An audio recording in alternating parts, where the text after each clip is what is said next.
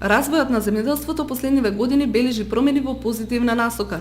Можеби не сме целосно задоволни од динамиката, но прогрес има. Се хармонизираат многу закони, се даде можност за ревитализирање на стопанството. Ова бара добро развиени капацитети за спроведување. Мора и треба уште интензивно да се работи, истакнуваат од Федерацијата на фармери на Република Македонија. Многу е битно што се препознаа вредноста на македонското земјоделство и неговите компаративни предности. Со инвестирањето и вложените пари преку субвенциите и програмата за рурален развој се додаде вредноста на земјоделското стопанство. Слабостите се уште се чувствуваат во администрацијата.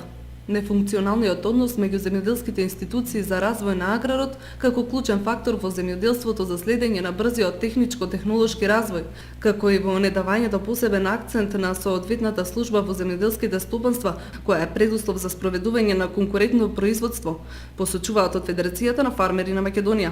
Во врска со субвенциите и ефектот од нивната распределба, Секуловски вели дека тие секако влегуваат во буџетот на земјоделските семејства и се користат за инвестиции во аграрот. Само организирани, обединети и информирани, земјоделците ќе можат да одговорат на престојните предизвици во секоја смисла. Федерацијата на фармери годинава ќе го одбележи јубилејот 10